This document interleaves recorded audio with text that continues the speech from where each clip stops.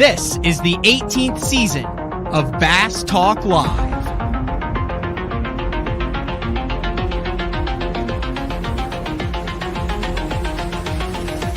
With your host, Matt Pangrath. BTL is brought to you by Lowrance, Bass Cat Boats, AFCO, Strike King Lures, Sunline, Big Bite Baits, Spro, X-Zone Lures, Gamakatsu, The Bass Tank, Denali Rods, and Pro Guide Batteries. Btl, coming at you! Good morning and welcome to another exciting edition of BTL Bass Talk Live, where we are going to talk about bass fishing. The pause there was I had the speakers turned on, so I picked up the bad habit of jamming out to the tunes in the studio like Jeffries used to do back in the day, but then you put the headphones on, you forget that the speakers are on, and then you get some reverb. Anyway, it is a Wednesday, December 7th, and Mr. Bradley Hallman is back in studio for another exciting show. What's up, Bradley? Not much. I had to come in studio to get a new hat. It is. So that's a one-of-a-kind hat. There's only like 10 of those in existence because you have to like buy the patch. So those were the ones we originally sold. Like I said, I've been through this long, drawn-out process of getting the merchandise store back up and running in time.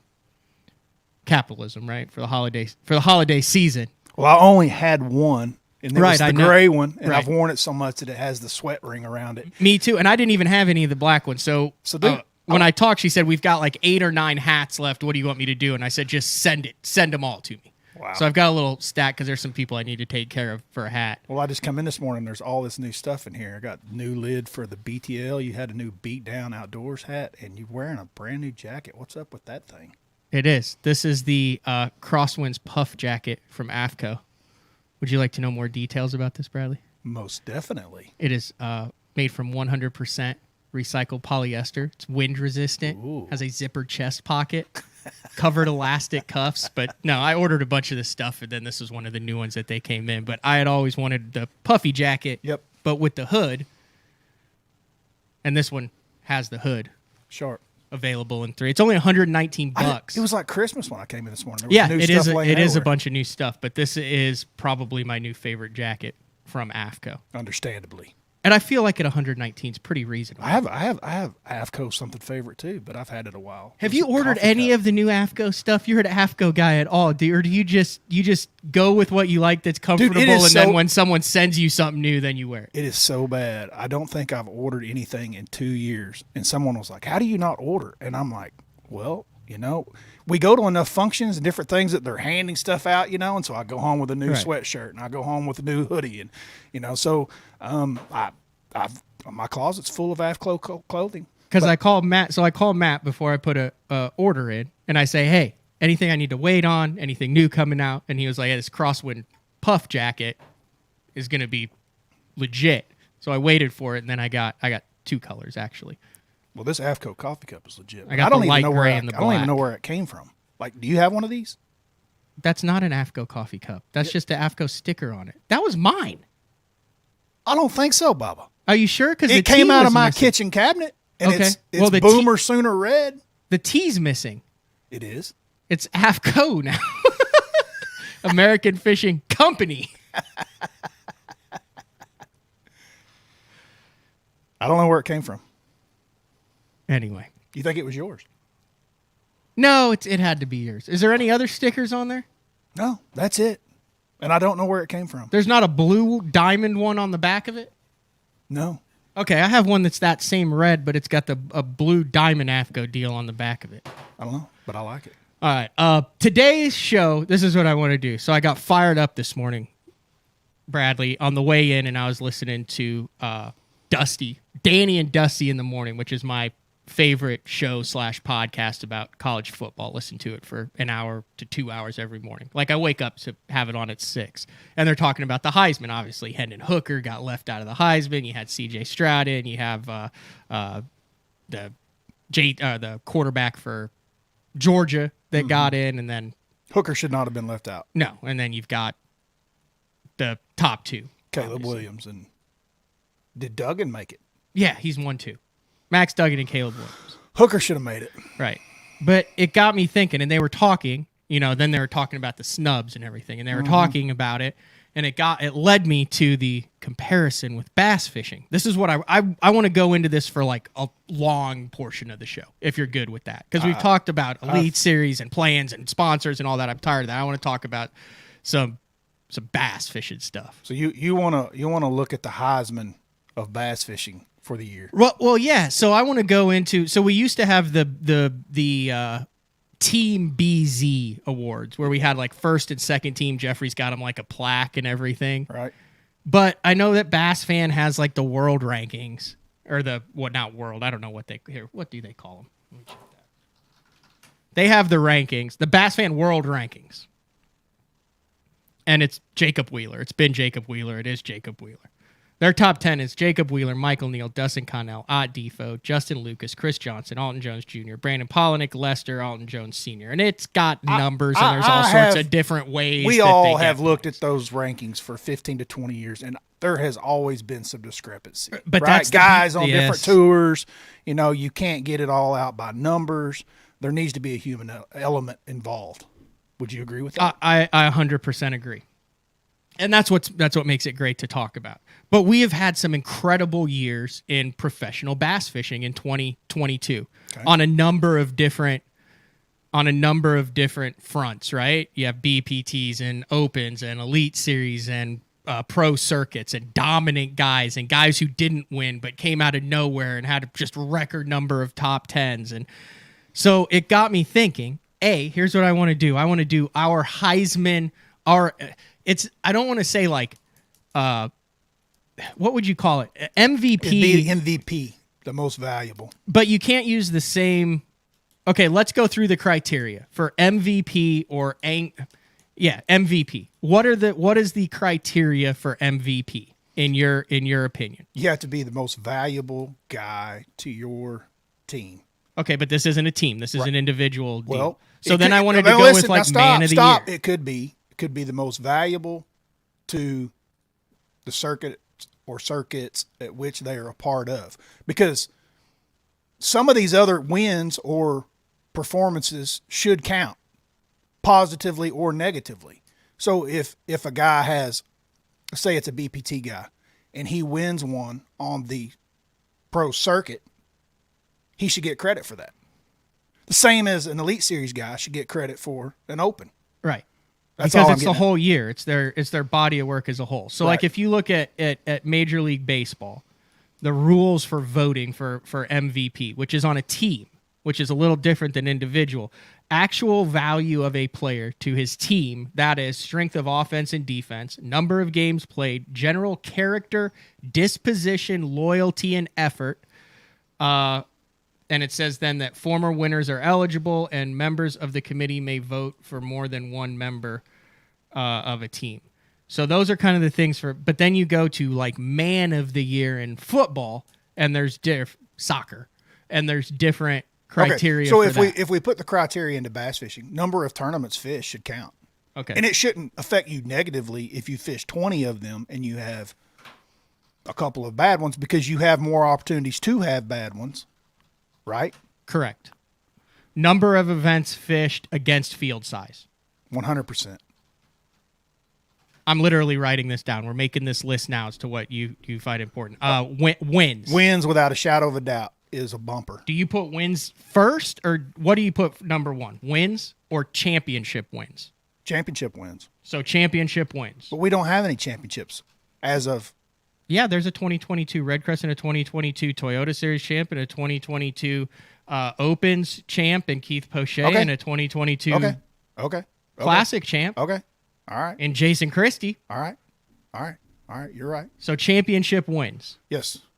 Then championship wins, definitely, and then... Here, let's just do wins and then championships. Yep. And regular season. Then top 10%. Or you want to go Angler of the Years after that? Wins.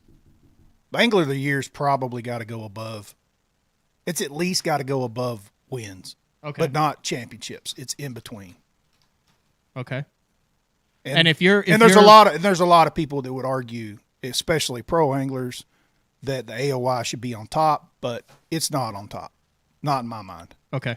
And if you are following along in the chat, feel free, if you guys think we're missing something, to chime in on what you guys think is important as fans or anglers. I see some anglers in the chat this morning too. So angler of the years, wins, championship, regular season, number of events fished. Yeah, definitely. And then taking into account field size, because yep. The BPT's at 80, 78, 980 angler deal. The Opens are 220. The Pro Circuit was 150. I think the Toyotas should count too. Some of those were 300 and something boat tournaments. Yep. Gunnersville. I don't know how many, but there were some that fished Toyotas. There were a bunch, like Dakota E-Bear and stuff. Anyway, we'll get into names later because it gets kind of Western if you actually look at it. That's why we're assembling this list now. Okay.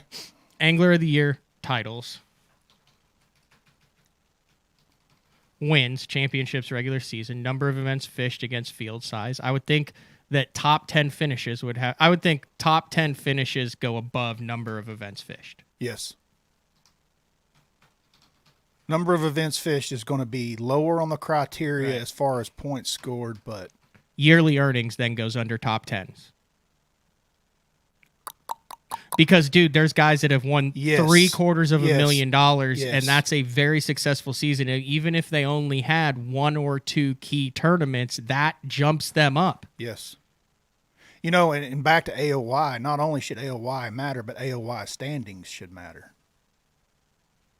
Yeah, that's what I've got. Oh, Angler of the Year titles. Okay, top 10 finishes. So do you want to do Angler of the Year standings or money earned? Which one's more important, do you think? I would venture to say money earned, because there's a couple years, like, if the guy wins like the Millennium, or like when Scott Suggs won $1 million, that could have been one of his only good tournaments of the year, but he still is going to jump way up in the MVP because the dude won $1 million in a bass tournament. But you're already giving him more credit for the win of a championship. I'm going to say AOY standings first because we're already giving more credence. The number one thing on this list is winning championships, correct? Okay. So we're already there. So you don't want to double credit that score. Okay, so top 10 finishes in Angler of the Year standings typically go hand in hand, because if you have a lot of top 10s and you finish high. Yeah. But now I will say this, AOY standings and yearly earnings do not always go hand in hand. Matter of fact, a lot of times they don't. We see that a lot. Right. I'm just throwing up some of the comments. He's saying AOY shows consistency and should hold more weight. That is why we do have Angler of the Year title as the number one. JD, I just got 4 bottles of the secret seasoning. Did you really? Yeah, it literally shipped like 33 minutes after I ordered it. Really? I got one of the barbecue, 2 of the sweet and savory, and 1 of the sweet and spicy. Of J.D. Murray's. Yes, and it came with a handwritten note. Hey, he needs to hit me up. I've got an idea for him. This is totally off base. Another topic, but I've seen a marketing strategy that he needs to go down. For J.D. Murray seasoning. Absolutely. Or for the kayak J.D. shop? Murray seasoning, 100%, without a shadow of a doubt. I've seen the proof. And it all goes back to jump cut, editing, video. So the years of you and Jeffries teaching me how to edit video has come into play here.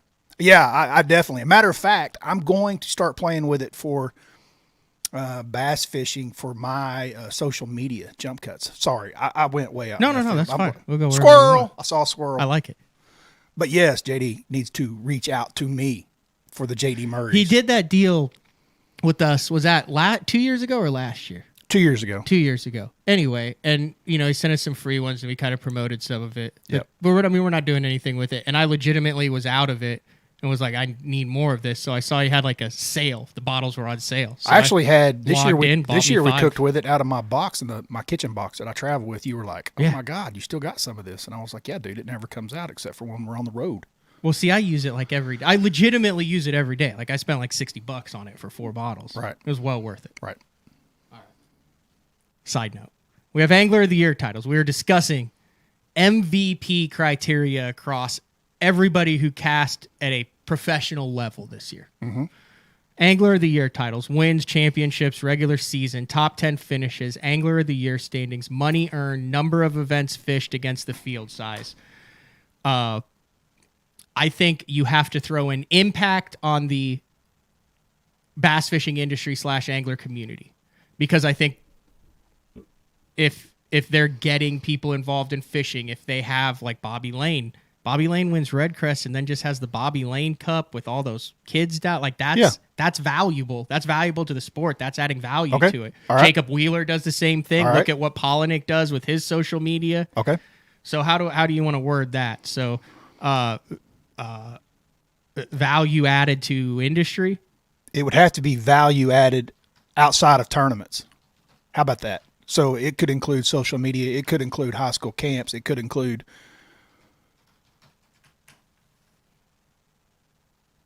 I like it. All right. Yeah. Value added to industry outside of tournaments. Yep. That's a good one. That's a key one. Yeah. I like that. The Heisman is supposed to be based off of performance. That's what we're having this discussion. It's a very, there you go, community involvement. That's a good way to say it too. Cuts made. That would be top 10 finishes. Yeah. All right. So are we good with these 7 right here before we dive into some analysis? Yeah. What I'm hoping is I'm hoping that you have a list of guys that you have invited to New York, so I don't have to do that part. I do. You have our list Yes. that's invited to New York. Yes. Who is it? Well, I want to make sure with the list with our top 7. Okay. Angler of the Year titles. We agree. Number one criteria is Angler of the Year titles. I didn't say that was number one criteria. I said championships was number one criteria. I said that a lot of pro anglers would put the AOI at the top of the criteria. Okay. So Let me ask you this question. If you could have AOI in any of the tours, BPT or the Elite Series, or you could have Jason Christie moment on stage with the big trophy, which one do you want? Listen, I was on with the Bait Man last week. It's when someone asked on that. It said, would Matt rather win an Angler of the Year, or would Matt rather win the Angler of the Year or the Elite or the Classic, right? Yeah. And I said, oh, that's a good question, blah, blah, blah. And then I said, I didn't grow up as a 12-year-old, ride my bike down to the Rock Springs Pond and flip a 3-pounder on the bank and say, that's the one for the Angler of the Year. No, I pretended that it was the dang Bassmaster Classic. Okay. So you're agreeing with me? Yeah, 100%. Okay. That's why I don't think there's many kids that grow up. I think once you get into it and see the realities of it and how hard it is to grind and the respect for your peers, that's when the Angler of the Year becomes more valuable. But I don't think anyone grows up saying, I want to win Angler of the Year titles. I think they want to grow up winning the dang Classic. That's correct. So championship should be the number one on top, and then AOI after that. Perfect. All right. Championships, Angler of the Year titles, then wins. Wins is 3. Yeah, definitely. Hardware is always important. Yep. So all 3 of those are hardware. Yep. Okay. Top 10 finishes. Those are gold. Angler of the Year standings. Because, I mean, in all reality, if you ain't first, I mean, That's not necessarily true. I mean, AOI standing 7th and 8th and 6th and 5th and 9th I know and 12th. it's all good, but I'm just saying to have it down at 5 with Angler of the Year titles at 2 with those in between. Yes, but I'm just saying that, a guy that finishes 15th in AOI and then wins the championship, winner, chicken dinner. Yeah. Okay. That's why we're going to. All right. Money earned, number 6. Number 7, number of events fished against the field. Number 8, I would switch this. I would put number of events I would put the value added to the industry outside of tournaments above No, we'll keep it number 8. Okay. Because it's all performance based. Okay. Number of events fished against a field size. Number 8, value added to the industry outside of tournaments. For MVP purposes, yes.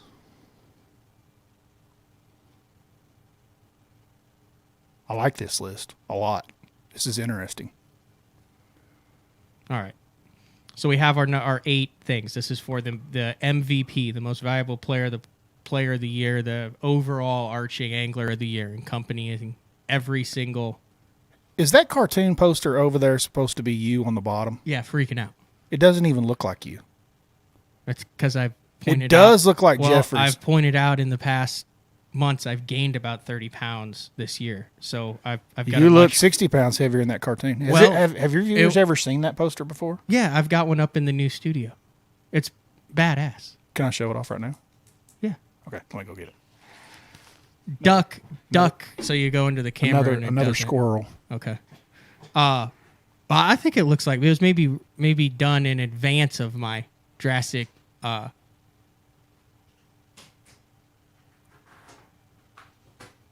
No, that dude does a bunch of different ones. He's done stuff for like Ike Live and all sorts of stuff. That's freaking awesome. All right. I think we've showed this, haven't we? I don't know. I don't remember. I was just standing looking at it. It does not look like you. So the thing is, tilt it down just a little. There you go. So the thing on that is there's Jeffries, the old curmudgeon with the mic trying to, take all the fun out of it. And then there's me down there trying to fish, just having a catatonic meltdown. I think it looks like me. But you are the one holding the fish. I am the one holding the fish. But it does not look like you. That was my only point. What is Jeffries holding?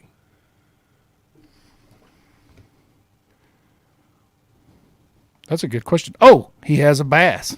That is a bass, mouth wide open. Jeffries? Yes. Okay.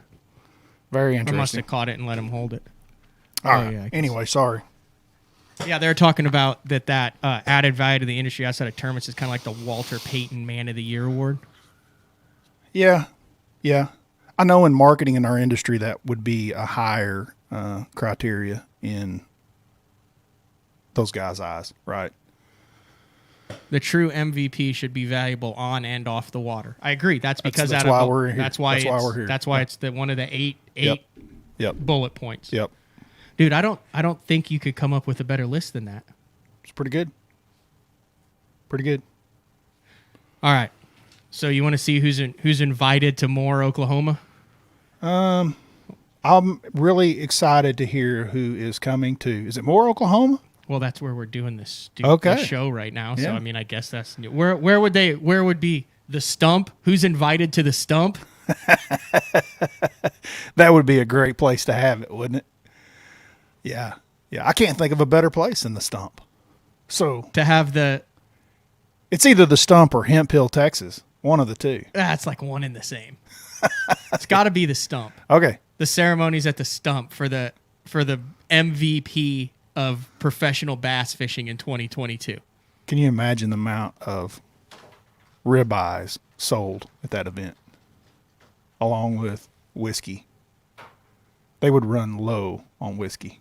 Could you imagine that? That would be a heck of a deal. Everybody invited, everybody all dressed up. That'd be cool. Yeah. All right. So for 2022, because everything's done. There ain't nobody that's great grammar.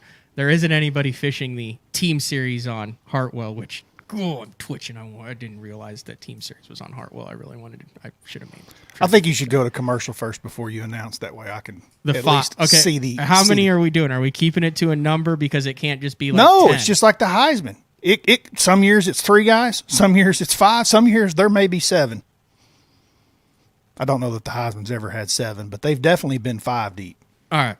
We have our criteria Wednesday on BTL. Brad Hallman in studio. When we come back, we will unveil our list of anglers, our short list, the finalists for the MVP of professional bass fishing in 2022 based on the 8 criteria that we just created. BTL will be back right after this. Introducing HDS Pro. Watch fish reacting to your lure live with Active Target 2.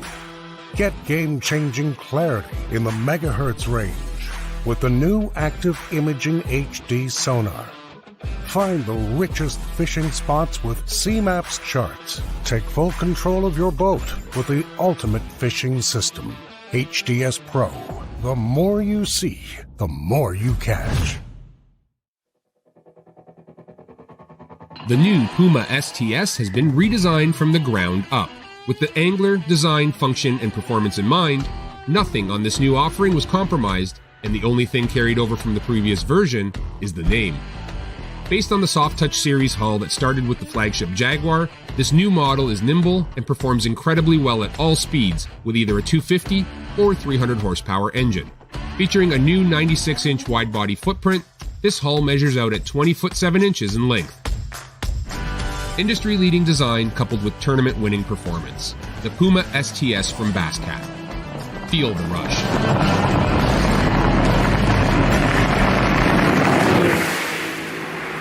Hey guys, Gerald Swindle representing the AFCO Hydronaut. This is the jacket I love wearing when times is tough, and I'm talking about the weather, not the fishing. The jacket, what I like, I got a double cup right here. I can seal up the bottom of my jacket because when you're fishing, you're holding your arms up. You're bad about getting water, it runs downhill. Everything bends good. I'm long arm. Look, it fits very comfortable. My arms is flexible. I've got the speed hood on, pouring down rain. I can get everything zipped up. One thing they did is they made plenty of pocket space. If you ain't got enough pockets in the Hydronaut rain suit, you just got too much stuff. From the water membrane, that's 30K, baby. 30 times the reason you ain't gonna get wet. Super warm. If it's cold in the wintertime, you put on your Hydronaut, you're gonna be a much more comfortable person. If you don't want to just look sexy at Dairy Queen, wear your Hydronaut. We got it from small to 5X. Most rain gear does not come in that many sizes. You got waist adjusting straps. We can make it fit you. No matter what the environment is, we want you to be comfortable. We want you to be dry. You gotta check it out. It ain't gonna let you down.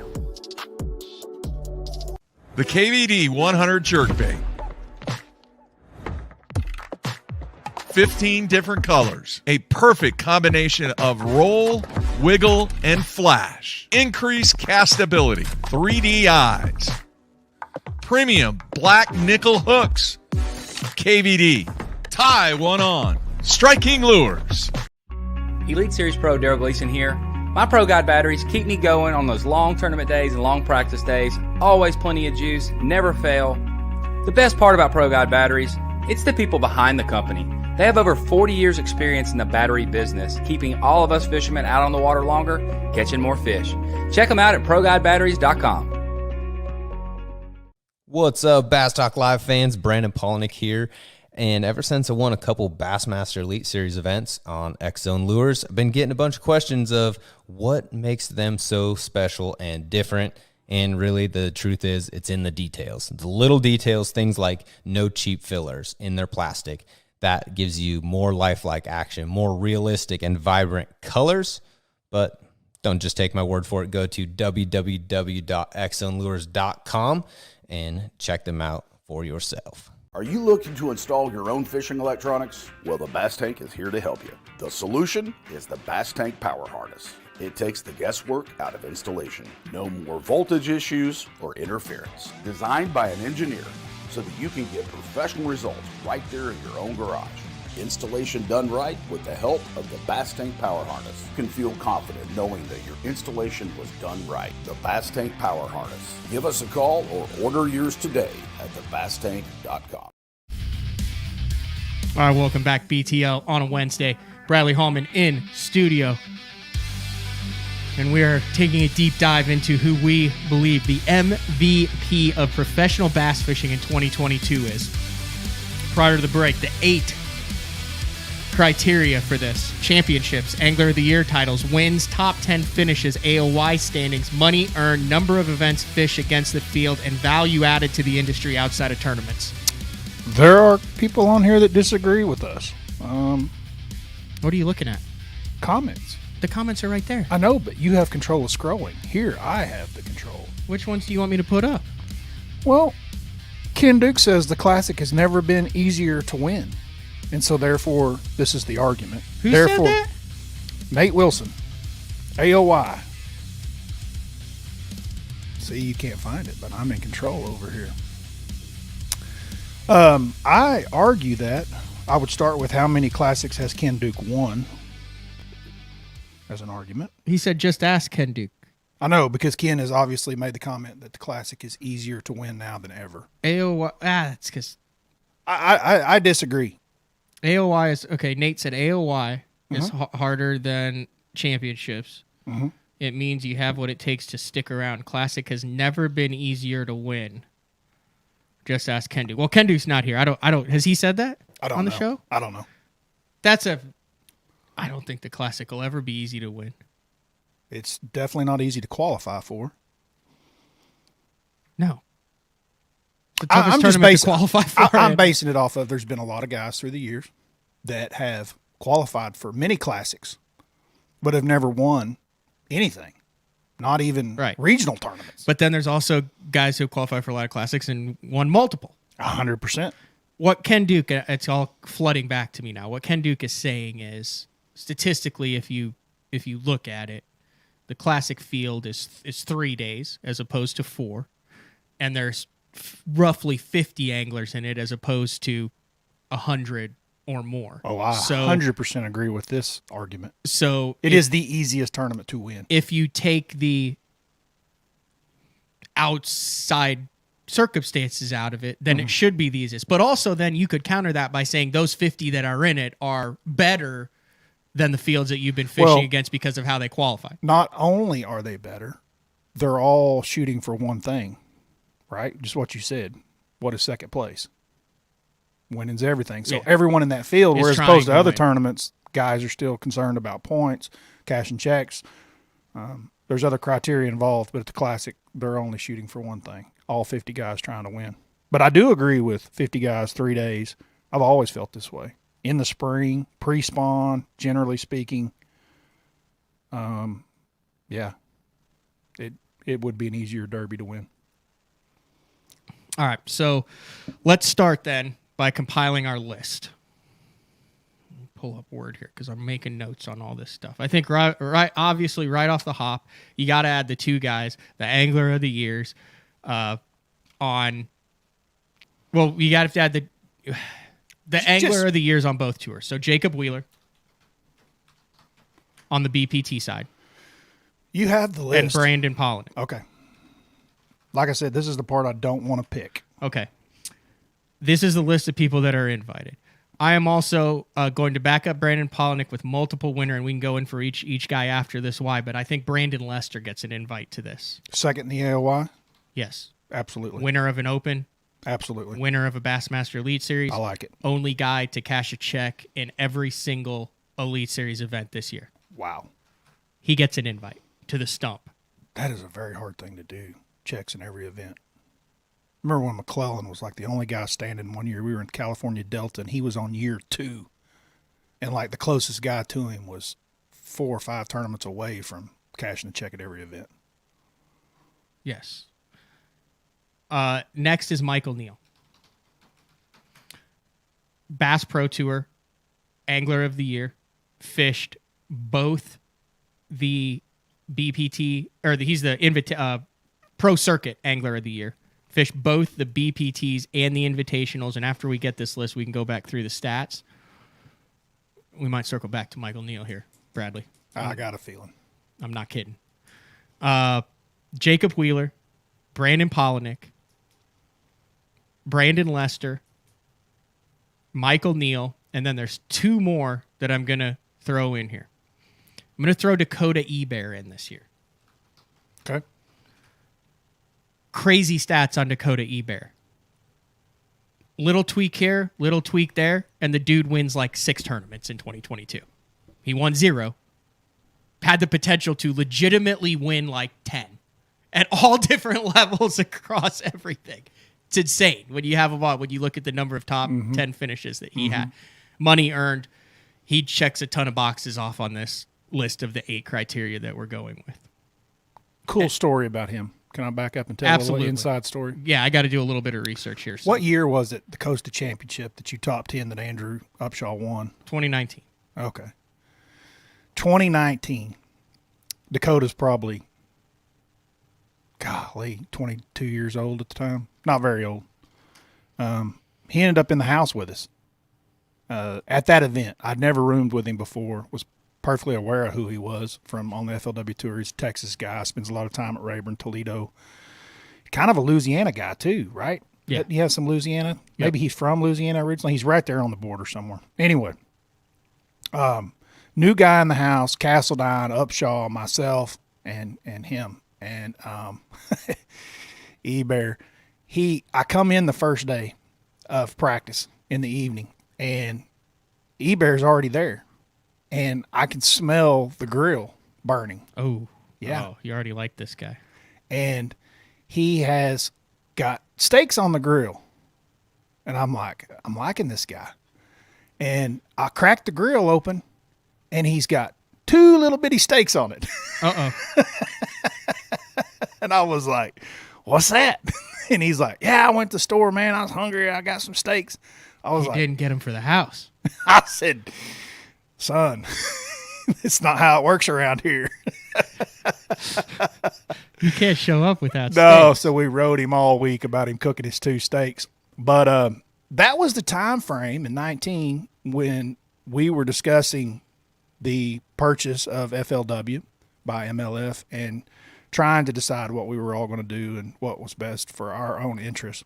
And Todd, your nemesis, being headstrong as he is just pounding on Dakota about what he should and shouldn't do and why he should and shouldn't do it. And I listened to the conversation throughout the evening. And Dakota, he's young and he's listening to everything Todd's saying. And I disagreed with Todd a lot about what he was saying. I didn't say anything, but I just listened and I disagreed. But Dakota, it was not what he was wanting to really hear. He was really feeling like he should stay put. And obviously we were leaving at the time. And anyway, long story short, next morning we get up and it's early and I'm like, hey man, I could tell Dakota's wheels are spinning, not just about the tournament, but what he's going to do and where he's going to fish. And I was like, dude, you're young. You're making a place for yourself. Like, if I was in your shoes, I would be doing the opposite of what I'm doing.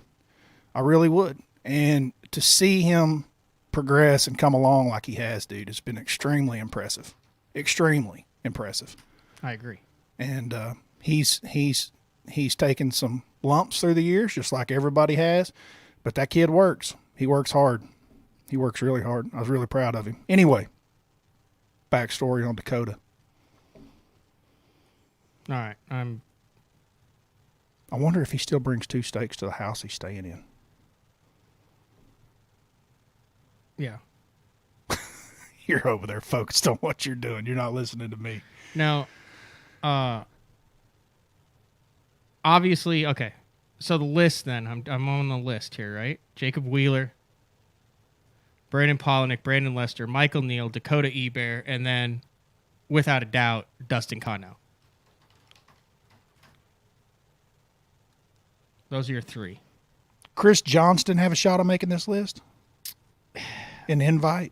Yeah, I think he would probably be the next. Well, I mean, how many do we have right now? 6? Well, let's not add 7. No. There's not 7 invited. You have 6 on the list. Yeah. That's a lot. I mean, Chris Johnson had a crazy good 2022, but he didn't win Angler of the Year. I mean, he finished with a 6th, a 2nd, and a 2nd. He had another a 5th. He had a 52nd in there, but, didn't have a win, didn't win Angler of the Year. 52nd was his worst finish, and he didn't win AOI. Correct. Wow. He had a 63rd in Florida. Okay. Like 3 of his first 4. He went 35th, 63rd, 52nd. Florida's not a place that guy stumbles very often either. Yeah, I know. All right, let's get to it. Who are the 6? So we're good with this list then. Give me the 6. Anybody else think there needs to be anyone on this list? Jason Christie wins a Bassmaster Classic and wins an Elite Series event too. Jason Christie also like 0 to tournament though. Where'd he finish in the AOI? He had a really tough go of it after the Classic win. But, I mean, if you're going to put championship wins on number 1. It is number 1. He finished in 27th in the Angler of the Year race. Santee Cooper, he finished 93rd. He only fished the Elite Series in 2022 also, correct? Correct. Didn't dabble in anything else. No, I don't. No. Okay. I don't think. Golly. So he wins. This is 2022 for Chris. He wins Sabine. Here's the problem. He started out with a 50th, a 34th. Then he wins the Classic, finishes last at Santee Cooper with 4 pounds. Then he wins on Chickamauga. Oh, yeah, Chick. But then after that, he only had one top 20 finish. I'm saying only. We're talking about the MVP. Like, I'm not. You know what I mean? He went 29th, 25th, 21st, 73rd, and 14th. All right. Connell won 3 and became the most winningest angler in the history of the Bass Pro Tour. Went back-to-back wins and finished 6th in heavy hitters, 4th in Red Crest, and 3rd in another event. Who was that? Connell. Okay. Where does Sheffield fall in this? Good question. And I also want to check out Kyle Hall before you get done with your... Okay. Because he don't know he has 2 wins. So Spencer Sheffield obviously wins the Tackle Warehouse Pro Circuit title this year on the St. Lawrence River. Okay. The last title ever. Okay. He goes 2nd, 4th, 24th, 37th, 7th, 86th, 11th, and 1st. And then he also, if you want to throw this in, finished 2nd in the One Bass U.S. Open. It definitely gets thrown in. So here's my issue with this. Michael Neal, so if you're going to take one from the pro circuit, right? Michael Neal wins the Angler of the Year in 2022. It's back-to-back Angler of the Years. He had 105th place at Pickwick Lake. These are his other finishes. 1st, that's a win. 10th, 3rd, 4th, 15th, and 12th. This is why there should only be 4 guys invited. That's what I'm saying. So yeah, I'm taking you have an Angler of the Year versus the win, but look at that consistency. Then you throw in Michael Neal's BPT stats. 14th, 57th, 3rd. He was 10th at Red Crest, so a top 10 in the BPT championship, a top 12 in heavy hitters, and then finished the year out with a 10th and a 3rd as well, and was in the top 10 of the Angler of the Year. He won the Angler of the Year on the pro circuit, back to back, won an event, top 10 Red Crest, top 12 the title event, and top 10 the Angler of the Year on the BPT. So that's basically how Spencer got. Spencer didn't fish as many events. What is the Jordan Lee 2 Classics top 10 every BPT event, Pete Cook? Maybe they're having a discussion on there on the Yeah, chat. It could be something different. This is just for 2022, folks. Right. So you're good with that list, and we've kind of dived into it. Jacob Wheeler. Give me the list. Jacob Wheeler, Brandon Polinick, Brandon Lester, Michael Neal, Dakota Ebert, and Dustin Connell. Yeah, and I think when we start crunching these numbers, it's going to look a lot like the Heisman, and there's probably going to be 2 or 3 that are also Rands. I don't think it's going to be – I think there's going to be a couple that are really close, maybe 3. Okay. Let's take the look at the list, and let's see the list of guys who are invited, but they're there to enjoy the stump, steak, and the whiskey. That's what I'm talking about. Yeah. So we're going to call some guys out. Steak and whiskey. Right? I like this. As much as I hate to do it and with it, Dakota Ebert, no Angler of the Years, no wins, no championships. Earnings, yes. Top 10s, yes. Top 5s, yes. But it's hard to compete with like what I just talked about with Michael Neal and 3 wins from Dustin Connell. How many top 10s for Ebert? When I had him on the show, it was like 11. Oh, my gosh. Hold on. Let me pull it up. yearly earnings would be hard to come up with. Okay, so Eber finished second in the tackle warehouse title, right? He was 9th in the pro circuit standings. He had a 2nd on the James River, a 3rd on Lake Champlain, 2nd in the title. In the Toyota, he top 40'd the Toyota Series championship this year. He also had a top 10 in the Toyota Series on Rayburn with a 3rd place finish there. He also he fished a ridiculous amount, and then he also, I think, had 5 top 5 finishes on the BPT. Okay. Very, very strong. Yeah. Golly. Okay. But no Angler of the Year titles. No wins. Can we say he is not going to be the MVP of 2022? Yes. Okay. But I will say this. Of all the guys that are invited to the stump, he knows his way around the stump better than anyone. So he is going to be the hometown favorite and enjoy his steak and whiskey. Like, he knows everyone that works there. He knows them all. That's his stomping ground. I agree. So like I said, no disrespect to any of these guys, but we're calling it out. This is not a participation trophy. Okay. This is the BTL MVP. All right, so Dakota's enjoying whiskey and steak.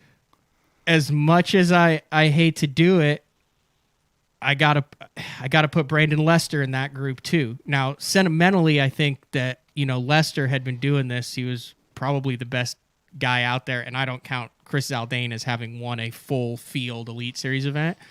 He's won the Angler of the Year stuff and the smaller field, but before that, I think it was Bill Lowen who was out there who had over $1 million and didn't have a regular season win. Yeah. I think Lester was in that group, not any longer. He wins in Florida in the Bassmaster Open, blows that away, and then he wins an Elite Series event as well. He gets 2 wins back-to-back, and like I said, the only angler to make all 8 checks on the Bassmaster Elite Series. And finishes second in the AOY. Yeah. Sorry for the breaks. I'm just pulling up his stats here because I wanted to do this as organically as possible. So Brandon's enjoying steak and whiskey at the stump. Yes. So Brandon did fish some opens, but in 2022, he wins the first one. So his Elite Series finishes 28th, 5th. He fished the Classic 38th. 30th. I have to Elite. 23rd. 42nd. 1st at Pickwick. 32nd. 37th. 4th. Very nice year. Opens. Yes, he did. Just the Southerns? Almost a quarter of $250,000. Just the Southerns? Yeah, fish the Southerns. What are those finishes? Southern Open finishes are 1st, 21st, Ooh. and 56th. Wow. He qualified for the Elite Series again, didn't he? Where was he at in the AOY point standings of the Southern? Hold on. Gotta be up there. I do have to give Bass credit. You can now navigate the website if you want to look at something. You can find it. So he finished in 2nd in the Angler of the Year on the Elite Series by like 20 points to Brandon Polinick. Southern Open point standings, he was in 8th.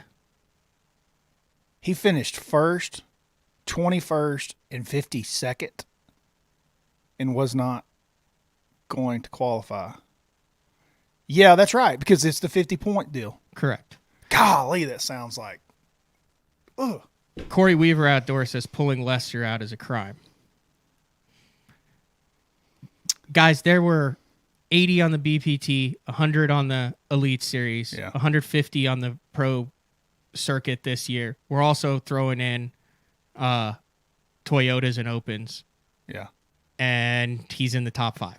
Yeah. So, I mean, dude, you're dealing with...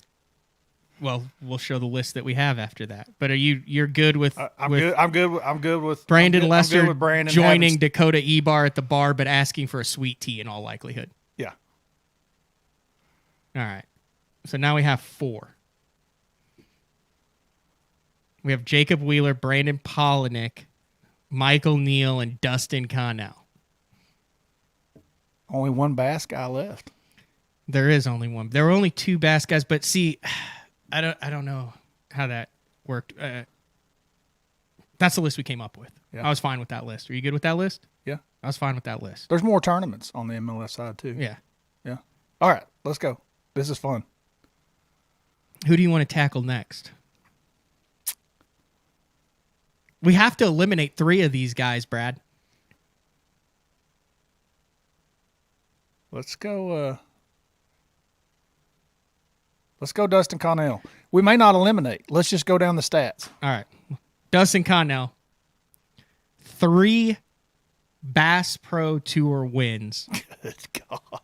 Including back-to-back to close out the year in 2022. Okay. 4th place finish in Red Crest, 6th place finish in Heavy Hitters, and a 3rd place finish in Stage 5. He won Stage 3, Stage 6, and Stage 7. Ooh. Around $500,000 in earnings. $300,000 obviously just for that win. Then you throw in a 4th for the Red Crest, a 6th for the Heavy Hitters, a 3rd place for that. His season earnings are almost $500,000. Yeah, it would have to be. There's $300,000 for that. And then he got a 3rd in another one, and a 6th in Heavy Hitters, and a 4th in Red Crest. So you have to go through individually for each of the Red Crest or each of the BPT guys because their stats aren't readily available. Okay. Which is weird. All right. But it isn't. Okay. I'm not sending that guy to the bar yet. Sorry. You're going to have to give me somebody else's numbers. Okay, I want to see if he fished anything else this year. Did not fish the invitationals? He did not fish anything else this year. He fished 9 events. Okay. Why fish anymore? Golly. Yeah. That dude. And he became one of the winningest anglers in Bass Pro Tour history. Only Ott and Jacob have more wins. But he was not the angler of the year. So that's the deal on that. So result wise,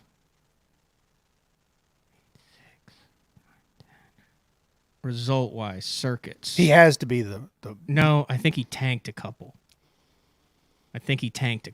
Because he finished 13th in the Angler of the Year. He won 3 and was over 100 points behind Jacob Wheeler. This is where things get sketchy. All right. So that's why we did this criteria, because it was very important. Well, you get a lot of street cred, dude, with 3 wins. That's stupid. That's a lot of wins. Right.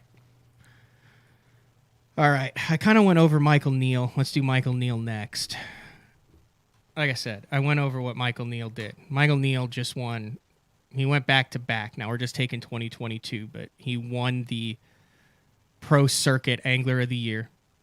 He fished the most events out of any of these anglers. He fished 9 and 7. He fished 16 events.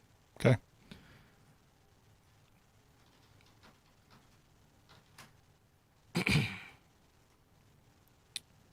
Hold on. I've got too many screens open. Who are we discussing? Michael Neal. Okay. The real deal, Michael. The real Neal. deal. He finished 12th in the title. Like I said, he had $172,000 just on Tackle Warehouse Pro Circuit. Okay. He had finishes of first, so there's a win. Gotcha. Wins the first one on Rayburn. Wins the Angler of the Year. Got a win. Got an Angler of the Year. 10th, 3rd, 4th, 15th, and 12th. He had one 105th place finish on Pickwick. Okay. On the BPT side, he top 10'd Red Crest. He finished 12th in Heavy Hitters, but 14th, 57th, 3rd, 79th, 20th, 10th, and 3rd were his other finishes. So he had, on the BPT, he had 3 top 10 finishes out of the 7 and a top 10 finish in that championship. And he also finished in the top 10 in the Angler of the Year on the Bass Pro Tour and fished the most tournaments out of everybody. Okay. All right. He's not being sent to the bar yet either. So give me some more. All right. Let's go Polinick, because this is where things get real interesting. Brandon Polinick, Bassmaster Angler of the Year. Okay. 2-time Angler of the Year. Okay. His finishes this year, and he did jump into some opens, but his finishes were 20th, 26th, 3rd, 12th, 2nd, 7th, 25th, 66th, and 25th. There is not a W on that resume. Any opens? He fished the Southern Open on the Kissimmee chain, finished 53rd. He fished the Southern Open on Cherokee, finished 41st. He did not fish the final Open. So you have, and in the Bassmaster Classic this year, he finished 49th. Okay. My vote is I'm sending Polinick to have some steak and whiskey. Now, where does his social media and what he brings outside of that, and having the kid and the tens of thousands of viewers and listeners with the most comprehensive behind the scenes, every cast to catch journey of this thing fit into Brandon Polinick? Extremely strong. Connell's is extremely strong as well on YouTube. I do agree with your point, but we're getting down to at least the final 2, and I think of the 2 guys that were Michael Neal and Dustin We got Connell 3. right We haven't now. even talked about Jacob Wheeler. I'm with you, though. I think Polinick goes to the bar. He'll have a cold one. Yep. We're tapping into something. Corey Weaver said, I feel like Hallman watching a football game. I'm yelling at the screen even though no one can hear me. By the way, somebody asked on here earlier if I was going to be in Orlando for the Sooners to get killed by the Seminoles. And yes, I will be there. This will actually be the 3rd bowl game that I have been to that the team that I was there rooting for was playing the Seminoles. Okay. First one was 98. I guess it was actually 99. 2001 championship. So it was actually 2000. No, I was there in 2000 in For the Tempe, Arizona. championship, 13-2? It was a national championship. The score was not 13-2. It wasn't? What was it? It was the Tennessee Vols. Oh, okay. I was wearing orange at that one. Oh, I got you. The Vols beat the Noles. And then the very following year, I got on a plane and flew to Miami in the Orange Bowl and watched the Sooners, the one that you're talking about, beat the Noles. That was 13-2. That was 13-2. They had Heisman Trophy winner Chris Winkie at QB. I remember that. We had Josh Heupel, who is now the head coach at Tennessee, was our quarterback. That's good stuff. That's good history, Yeah. huh? So this will be the 3rd one. Noel fans are always great. Brian Wildman says, I think Michael Neal gets the Bass Heisman, and it's a runaway. BP and DC tie for 2nd, and Wheeler takes 4th. Neal has been dominant for 2 years. Okay. We shall see. Logan says, I think you have to compare based on same number of events fish. If Neal has 16 events versus BP 9, Neal will have better stats. Well, we talked about the fact that you're going to get street cred for more events before we started down this in the criteria list. I'm not sure who he's talking about, but Clay says, I hate the guy, but you can't deny his accomplishments. I've known one of those 6.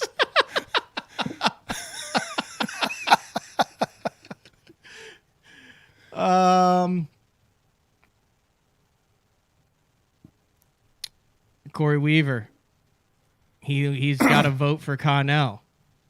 And then they're talking about that. All right, let's get back to the list, and then we'll take a break, and then we'll come back with the AOI finalists. So Brandon Polinick, cut and paste at the bar We're down to 3. next to Brandon Lester. Dude, I will be honest with you. The guys over at the BPT and the pro circuit had really amazing years. Like, there wasn't anybody that just went off the chain on the Elite Series like we've seen in the past this year. Yeah. So we're down to 3. These are our 3. Jacob Wheeler, Michael Neal, and Dustin Connell.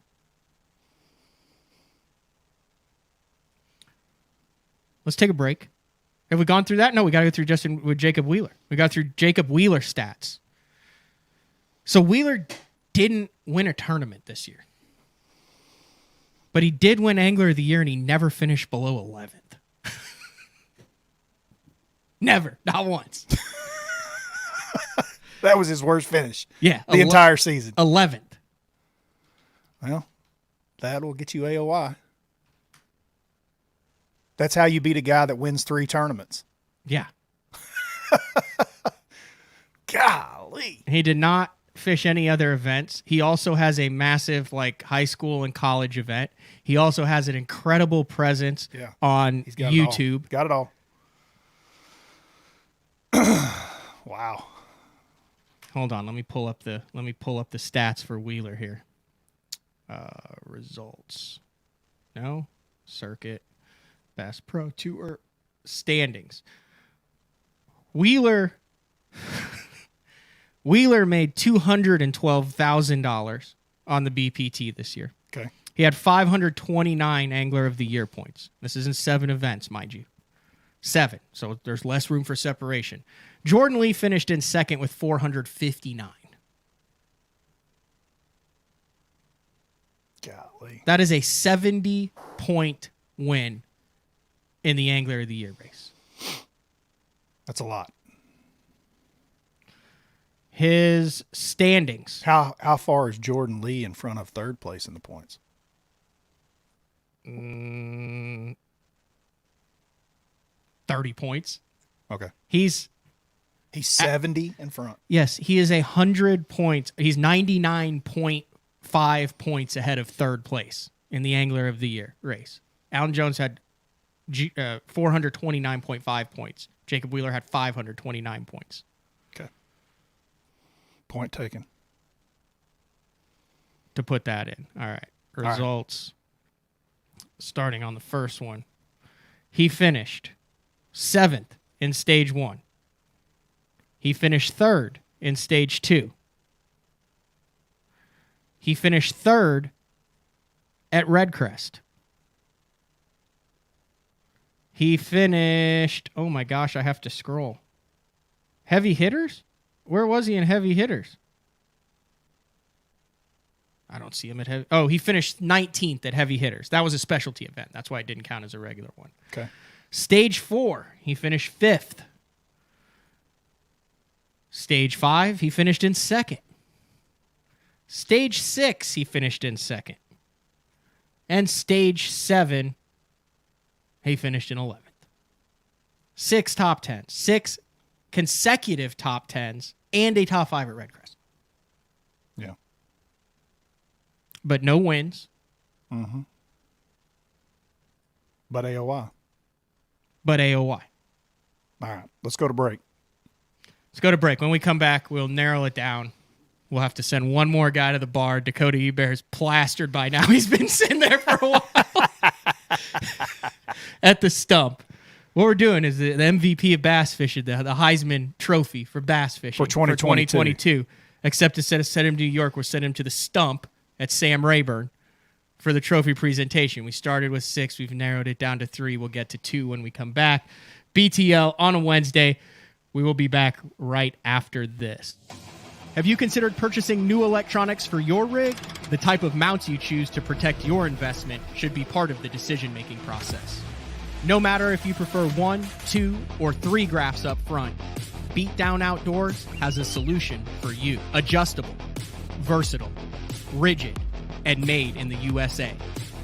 What's your ultimate electronics setup? Check out the full selection of Beatdown Outdoors products by visiting beatdownoutdoors.com. Vibrating jigs are a great choice for any time of year, and the Kamikaze Swim-On is a perfect match for any vibrating jig. 2 sizes and the unique tail design gives it a bait fish profile and a great swimming action for realism. There are 17 colors. See them all at bigbitebaits.com. The Spro Little John crankbait has been around for almost 15 years, and it is one of my go-to crankbaits whenever I need a fish in the boat, so you can never have enough new colors. That's why Spro's coming out with a handful of new colors, including Pearl Shad, which has this bleached out white look, but it's got this pearlescent, really, really pretty. We've got Copper Shad, which looks amazing in the water. It's got that purple flake on the back, really, really pops in the water. And then if you want some real pop, we've got Sparkle Shad, nothing but sparkles all over this thing. And then last but not least, we've got the matte Sexy Shad, just a really different looking color for a crankbait. So you want to give them a little different look. That matte Sexy Shad is definitely the one to go with. All these colors are available in the original Little John and the MD. Combining one of the most popular hook styles with Gamakatsu's beefier Superline offering, the Gamakatsu Superline Offset Round Bend delivers the strength necessary to target big fish in heavy cover. Well suited for braided line and heavier fluorocarbon, the Gamakatsu Superline Offset Round Bend is built using stronger Superline wire that allows anglers to easily fish a finesse worm around heavy cover. The round bend offers a larger bite area, perfect for any worm presentation, while increasing your hookup ratios. The newly enhanced Z-Bend holds your plastics on the hook longer, reducing the number of pull-offs and reducing damage to plastics. Available in 2/0, 3/0, 4/0, and 5/0, this is the most durable worm hook, designed for heavier lines that hold your bait on longer.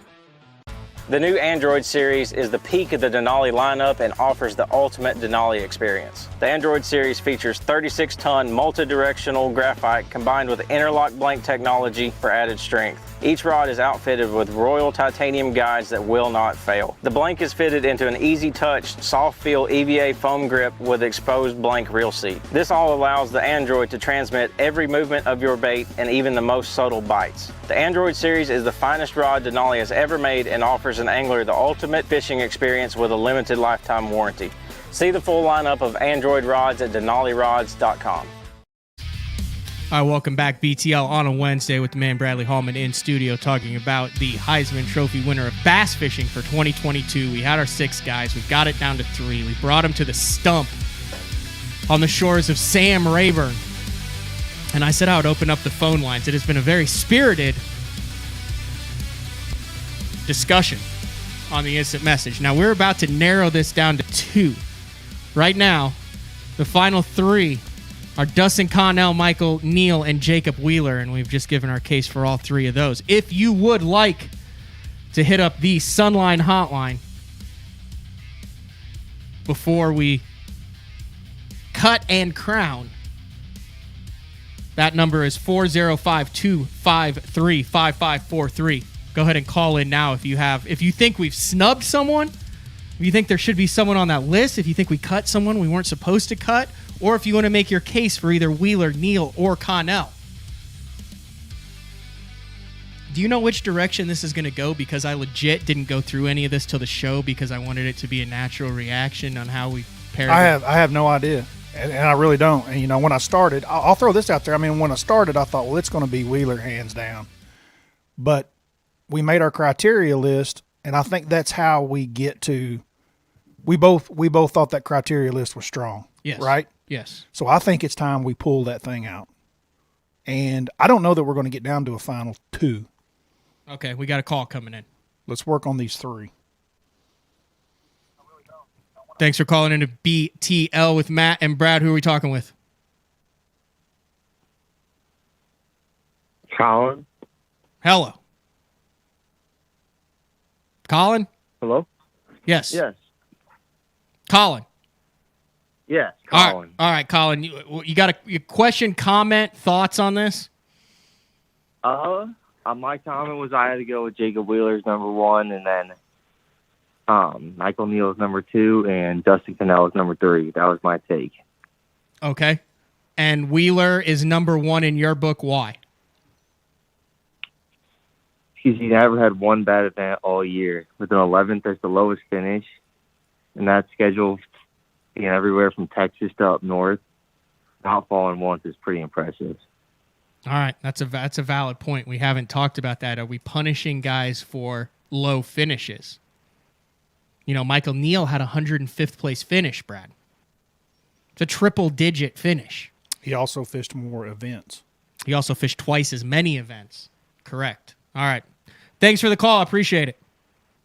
Yep. He makes some good points. He does. Let's go to the criteria list.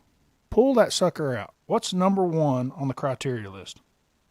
Like I said, if you want to call in before we go to that, Sunline Hotline number 405-253-5543.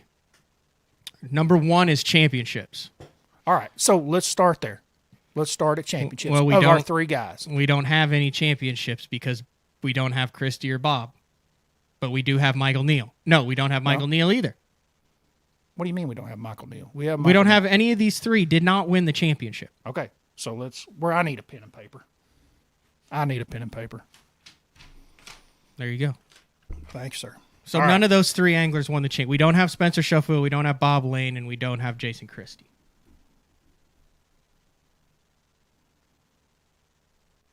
Okay. So championships now are not punishing Jason Christie for his bad event. It's just the body of work surrounding it, right?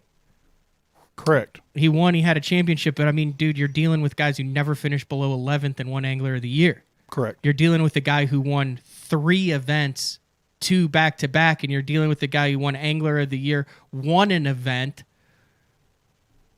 and was top 10 in the other and fished 17 events. Like if we were to do a top 10, then yes, 100%. Jason Christie would be on that. Spencer Sheffield would be on that. Jason wouldn't argue about this. He would agree. He'd argue about it just because it's me. You give me that little look. I think he won the Classic, so he could really care less. That's a good point. The craziest thing that I ever saw him do, you know what he did after he won the Classic the following morning? He signed the ramp. Really? He autographed the ramp? They had a big, giant, Lake Hartwell Bassmaster Classic deal, and he signed the ramp. That's cool. The morning after you win the Bassmaster Classic. That might be the coolest thing I've ever heard of. Yeah, that's good stuff. All right, so the second criteria then goes down to Angler of the Year titles. Okay. Let's get there. Dustin Connell, no. Are you keeping track of this? I am. Dustin Connell, no Angler of the Year. Okay. Michael Neal, Angler of the Year in the pro circuit. Okay. Top 10 on the BPT. Jacob Wheeler, most dominating Angler of the Year in BPT. 70 points over Jordan Lee. 100 points over Alton Jones. Lowest finish was 11th. Finished top 10 in Red Crest, but did not win a championship or win a tournament. And only fished like 10 events, I think. Okay. 9 or 10 events. I'm going to call that a tie between Wheeler and Neal because Neal's going to get more points for fishing more tournaments, right? Yep. And he performed in those by finishing in the top 10 in the AOY in one circuit and wins a lower level circuit AOY. Okay. And it is. So let's put so what it is. So that makes Dustin Connell, after we do the Angler of the Year if titles, those were in our only third. if those are our only 2 criteria, he would be in third. Okay, so let's go to the next one. I love this. The next criteria, the third criteria is wins. Jacob Wheeler, 0 wins. Gotcha. Michael Neal, 1 win at the pro circuit level. Okay. Not at the BPT or Elite Series level. Dustin Connell. Now, there's a difference in field size there as well. Yeah, 150 guys versus 80. Okay. Then do you want to go through the talent comparison or whatever? I'm just saying. Okay. I mean, dude, I still look at that as a professional it is. tour level win, no doubt. Especially this year. I look at it as a tour level. I mean, we're counting opens and Toyotas too. Yes, so one. One. Dustin Connell won 3 out of the 7 events that he fished this year.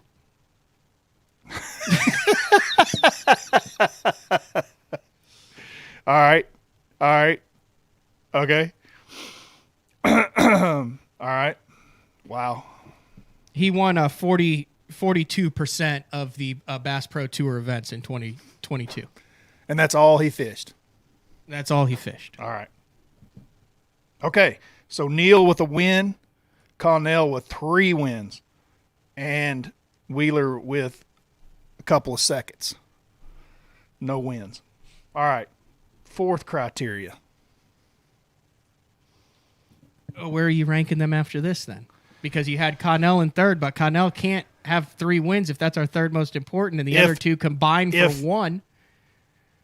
If you look at it by the numbers and the criteria that we are allowing for the most valuable points, Dustin Connell has to be 1. Connell is leading at this point. Okay, so Connell just went from the outhouse to the penthouse. Correct. Even with considering the Angler of the Years and all that. 100%. Okay. Okay, fourth one. Ready? Yep. Top 10 finishes. Okay. Jacob Wheeler had 7 of them. Okay. His lowest finish was 11th. Okay. The entire year. Michael Neal. Hold on, let me pull this back up. Michael Neal had a 3rd, had 3 top 10s out of the 7 events on the pro circuit. Okay. So he had as many top 10s on the pro or on the BPT that Connell had wins. So just keep his. That's how many top 10s Neil had. Connell had wins 3. Right. He had 2 thirds and a 10th, and then he also had a 10th at Redcrest. So that's 4 out of the 7, 8, 9 events that he fished there. Okay. I think. Yeah. And then on the pro circuit, like I said, Michael Neal had... Don't give me the spinning bar of death. Come on. He had a 1st, a 10th, a 3rd, and a 4th. So out of the 1, 2, 3, 4, 5, out of the 6 regular season events on the pro circuit, he had 1, 2, 3. He had 4. He had a 1st, a 3rd, a 4th, and a 10th. Okay. And he had how many in the BPT? 4? 4 and 4? Yeah. Okay, so he has 8 1, top 2, 10s? 3, 4. Yeah. Out of 8 top 10s out of 1, 2, 3, 4, 5, 6, 7, 8, 9 plus 1, 2, 3, 4, 5, 6, 7. 9 plus 7 is 16. He top 10 half the events he fished, 50% of the time. And won an event and 1 Angler of the Year. And won an event and Angler of the Year. And fished twice as much as either of those other guys. All right. Where is Connell in top 10s? Connell finished 3rd in stage 3. 4th in Redcrest. 6th in Heavy Hitters. Stage 3. So he has 3 wins. Good Lord. 3 wins, a 3rd, a 4th, a 6th. Hold on. I just got to go through his stuff. That's 6 right now. Out of 9 Did events. he must, I wonder if he finished like last in the other ones. Results. Dustin Connell 1st. Stage 6. Dustin Connell 1st. Stage 5. He would have had to have completely bombed. Right? Because it's hard to win 3 and not be like right there. Dustin Connell finished 31st in stage 5. Stage 4.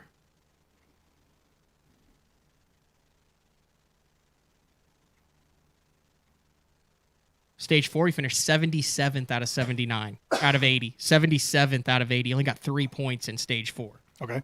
Stage 3, he won. And then he went in Heavy Hitters. He had a 6th in Heavy Hitters, a 4th in Redcrest. Stage 3, he won. Stage 2, he had to suck in stage 2 too, didn't he? All right. And then stage 1? He would have had to. Hold on. Let me try to find him here. Right now, I've got him at 6. Okay. I'm just saying, I don't know why they can't just put their finishes on the Angler of the Year stuff. It does not make any sense to me. Oh, he finished 17th. Okay. And then in stage 1,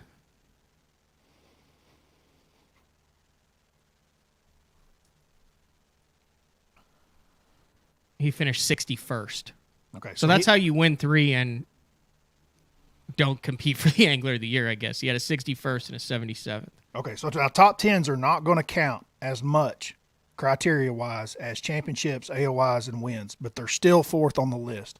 And right now, Wheeler has 7, Neal has 8, and Connell had 6. Say that again? Neal leads with 8. And you cannot punish him for fishing more events because that is actually a criteria that might bump him ahead in the future. Correct. 7 with Wheeler and 6 with Connell. Now, I do keep in mind that they only fished the BPT and they both have 7 and 6 top 10s. Along with Connell's 3 wins, in my book, Connell's still leading. I agree. I think it All right. I think it stays the same. Okay. It goes Connell, Wheeler, Neal still. I agree. That does not change things. All right, so that was top 10 finishes. Let's check the instant feedback and see what people are saying. It may be Connell, Neal, and then Wheeler right now. I agree with that. You're right now that you mention it. Okay. Because that's 50% of the events. I know that Wheeler did it too, but like I said, half as many. Neal has a win. Yep. That Wheeler doesn't No, have. but we're just talking about top 10 finishes right now. But Neal has more top 10s than Wheeler. Okay. So Connell, Neal, and Wheeler now halfway through our criteria. Yes. God, do you have to be somewhere? We're an hour 22 minutes in. I didn't even realize that. I haven't even looked I'm at having the clock. fun with it. It's a little drag with having to look things up on the website, but we're getting there. I'm sorry. You're doing much faster than I would. Okay. Next one is Angler of the Year standings. Obviously, Michael Neal won on that. He was top 10 in the BPT standings as well. Wheeler blew away the Angler of the Year standings, and Connell was a little bit back, didn't compete at all. So, what did he finish? I want to say like 13th. Okay, and Neal finished first on the pro circuit, and what on the BPT? 10th. Oh my gosh! So see, he gets some extra bonus points there. Okay. Now we're looking at. This is the category that Neal definitely gets the bump because he won Angler of the Year in the pro circuit. And he was and 10th. then he finished 10th in the BPT. And Wheeler is first in the BPT and Connell is 13th. Yes. So now you have to determine how much do you put the 3 wins and everything else. Now this is not for winning AOY. We've already given them credit for winning AOY, right? Wheeler got credit and Neal got credit early on. Now we're just looking at standings in the AOY. They're both going to get more credit than Connell at this point. This is going to even it back up. But Neal, who was in second, gets things a little bit tighter. Mm-hmm. But I still think it's Connell with the 3 wins and the 6 top 10s. Yep, I agree. All right, what's 6th? 6th is money earned. Oh my gosh, I really am interested in this part. This may be what ends up splitting. Okay, so on the BPT, Jacob Wheeler had $212,000.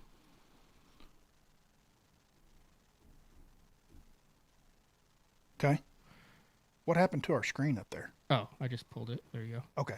Michael Neal had $119,482, but then he also had $172,500 on the pro circuit. So add those. What are those two numbers? 172 and 119. 172 plus 119. $291,000 for Michael Neal. Dustin Connell had $327,482. Say that again. $327,482. 327,000. Okay. So coming into this, Connell's still a little ahead And we get into the money earnings, and it is Wheeler in third with 212,000. Neil in second with 291, and Connell leading with 327. With half the events. With half the events. He and Wheeler both with half the events than Neil. So Connell stays in the lead. Yes. Holy cow, the feedback is and Neil still stays in second too. Neil is still in front of Wheeler. Definitely. Yes.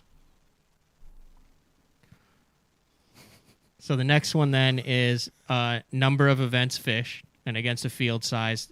Connell and Wheeler fished the same number of events. Which was? 9? 7 with 2 with the Red Crest and the heavy hitters. So 9 events. 9 events. And we're not taking the cups or any of that stuff into consideration. And Neil fished 7 on the 7 and so 16. 9, 16. So Neil stays in second. Neil is leading that one. Yep. Okay. Value added to the industry outside of tournaments. This is number 8. This is the last criteria. So obviously it's going to impact it the least, but it is also still going to impact it. Just on YouTube, social media, and all that stuff, Neil's old school. He doesn't pump out that content every single day. Yep. Now, Neil is very valuable to the industry behind the scenes with the Dayton Boat Dock and how smart he is and what he does on the business side and how he handles product and what. But if we're talking about this for the MVP, this isn't the behind the scenes MVP. This is. Yeah. I think Wheeler has to move ahead of Neil. Let's just rank them 1 through 3 of their out of tournament. What was the criteria exactly? How did we value added to industry outside of tournaments? I agree that Michael Neals is more behind the scene, and that the general public doesn't see that. And what we're talking about is his ownership of a tackle store and his involvement in bait and tackle design with the companies that he works with. He is heavily involved, and a lot of times his name is not always associated with a lot of the work that he does behind the scene. But I would venture to say that Wheeler has a lot of that same type of involvement as well with the companies that he works with, and probably Connell as well. So I'm going to put, without a shadow of a doubt, in my mind, Neil is third in this category between these two guys. He's in third. Wheeler and Connell has a huge influence on YouTube, but it is not what Wheeler's is. No. Now, they work together, right? Yep. And they bounce off each other, but Wheeler is going to win this category, and I don't think anybody's going to argue about that. And Connell is going to be second, which, quite honestly, is huge, especially at his age, that he has accomplished this. When this is said and done, this is not the result that I thought we would come out with. Here, you write your 3 and I'll write my 3, and we'll see how close they are. Well, I think we're on the same page here. We are. Well, let's just do the same page. I just don't know that our second and third is going to be the same.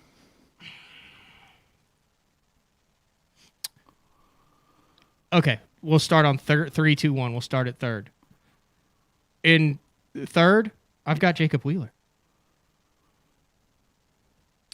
He's first in influence. Well, yes, and with what he does, but he's tied for the least amount of events. He has the least amount of money earned. He does have an AOY. He is second in top 10s. He has 0 wins, which now we're getting up into the really stuff that matters. But he does have an AOY. Yep, which is more important than wins. Yes. But he didn't win, and he fished 9 tournaments this year. I agree. Neil won an Angler of the Year. He won a tournament. He fished twice as many tournaments and won more money. I agree, dude. Wheeler's I would have never done this without a criteria list. I would have thought Wheeler would have been a runaway winner without a shadow. That's what I thought when we came in and sat down. That's what I thought, where I thought we were going to be. I did. When I sat down this morning and we talked about this, that's where I thought it was going to be. So we've got Wheeler in third. We agree on that? Wheeler's in third. Okay. Now, the final two. The most important thing that we have on our list is championship. Neither Connell or Michael Neal have a championship win. AOY, Michael Neal has one, Connell does not. In wins, Connell has 3 to 1. To 1. And that's the number 3rd criteria, and neither of them have a championship or an Angler of the Year title. Top 10s, Connell has 6 and Neal has 8. Twice as many events, though. But we're not holding that against them. We're Okay. giving them credit for that. Okay. And that's how we give them credit, is by not holding that against them. AOYs. AOY standings. Standings. Obviously, Neal won in the 1, but they were virtually tied on the BPT. Neal finished 10th 10th and and 13th. 13th. That's a wash. Number of events fished, Neal. Money earned. Money earned. Connell blows this one out. 327,000 to 291. Connell. Number of events fished, 16 to 9. Someone's saying Connell doesn't have 6 top 10s. Let me double check this. Connell leads with social media. Hold on. Influence Let me outside double of the check industry. this.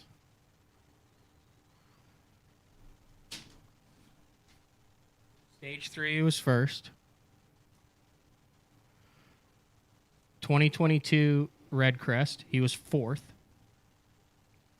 Heavy hitters, he was 6th. There's 3, right? Yep. Then he wins the last 2. Okay, that's 5. And then stage 5.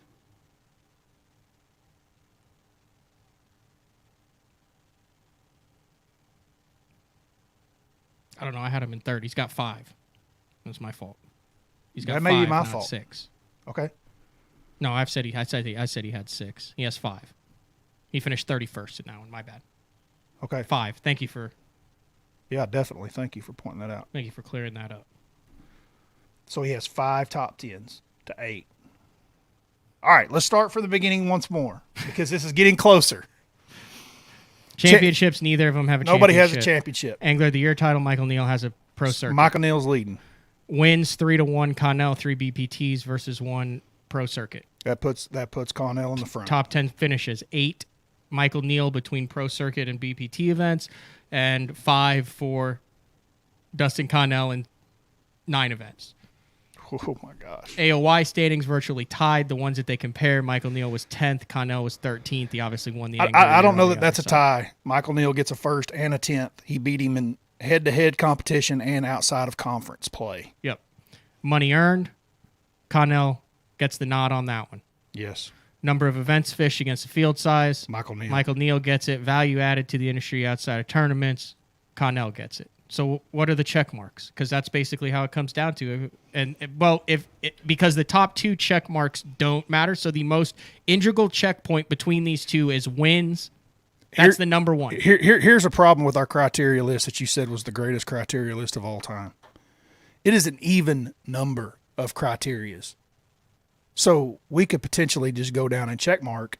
Now, they're not as equally valued, so maybe that's our John also separation. points out if you want to add the $100K in for Wheeler winning the Angler of the Year, I just did the tournament winnings because that's kind of not fair because Michael Neal basically didn't get anything for winning Angler of the Year. Are on you the serious? Pro Circuit. I think he got his entry fees paid for this year. Are you kidding me? And I'm serious. So that's why I left that out of the equation. That's a good reason to leave it out. Yeah. That should have been $100K. Gets his entry fees.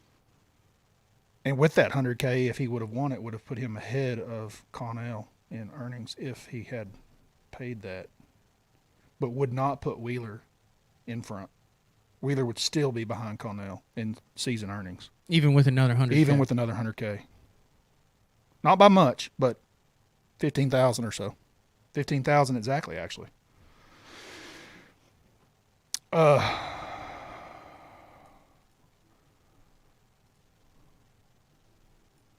I don't know that this is going to end up the way we thought it was going to end up when we started down this.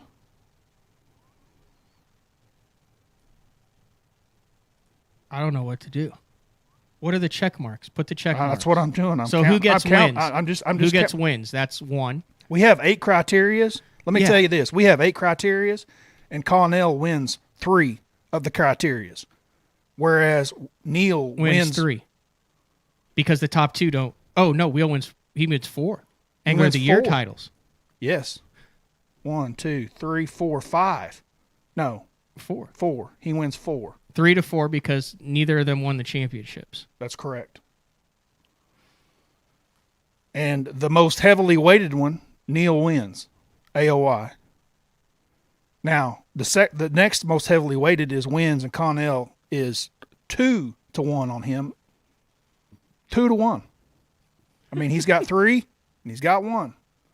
Top 10's Neil. AOI. Neil gets the check mark on that. Earnings for the year, Connell. We're waiting the criteria. Dude, let's do it. Let's call it. I'm going to go Michael Neal. I didn't think I was going to. I am too. I'm going to go Michael Neal. And it is the fact that he fished more tournaments is going to push him over the edge. And we did not subtract or deduct for that. Like, we gave them credit for it. Mm-hmm. And I think you should. You stuck your neck out there more. So this is the list for 2022. Michael Neal, Dustin Connell, Jacob Wheeler, Brandon Polinick, Brandon Lester, Dakota Ebert. Yeah. Great list. Let us know what you think. That did not come out at all like I thought it would. Clay Williamson said my phone just shatters against the wall. He's claiming, just like at the Heisman, that because Michael Neal's affiliated with Big Bite Baits, we picked him. That's not true. Did not think we were going. I thought it would be Wheeler, Connell, Michael Neal. I was Connell. If we'd have just blurted out without doing the check marks and looking at it 3 and 4 and 5 times, I was Connell. Dude, I've got a lot of respect for 3 trophies in the house. Look at this. Sean wants a tie. Jason Mitchell wants co-champion. You can't have co-champions. We don't have co-champion Heismans. The extended body of work. Clay is not a fan. He said, I'm just glad this is over. The extended body of work by Michael Neal this year puts him over in 2022. Mm-hmm. He gets absolutely nothing for this, but kind of like his AOI that he won. He's the only one that had to sit in a chair for an hour and a half while everyone else is drunk and eating steak at the stump. Now these 3 guys can go have some steak and whiskey. Good show, man. Good show. That was fun. That William was a lot Clark of fun, said dude. Connell would have kicked butt if he dropped down to fish lower level. Should not count that against Connell. Guess what, though? He didn't do it. That's right. And it was still a professional level that had $100,000 for first place and 150 anglers and a $5,000 entry fee. So that's right. Ifs and buts were candy and nuts every day would be Christmas. But I'm sure Connell is very happy with his season and earnings for the year. Anything else, Brad, before we get out of here? No, that was wonderful. That was a lot of fun, dude. And I did not expect the outcome and did not foresee what we were even doing today when I walked in the door. So this is great. That was a lot of fun, dude. All right. For those that stuck with us for the entire show as we worked our way through this, you literally saw what we would have done if we had done it. I was like, dude, we're going to do it on air. We're going to show exactly how the process went down. Like I said, we used to do this. No one did it. It's hard to combine the stats from everything. I do think that for 2023 season, we do need to add one more criteria to make it a little bit easier to distinguish. What's that? I don't know what that is, but I think 1 needs to be added. You don't think 8's a good number? I think it's an even number. I think you need an odd number. In case someone's tied. I see what you're saying. Yep. Smart thinking, Brad. All right. You got any YouTubes coming out? No, not today. You ready for the Elite Series? I am working on that feverishly. All right, this has been another edition of BTL on a Wednesday with Brad Hallman. Day 4, number 95 tomorrow with the man Frank Scalish. We'll see you then.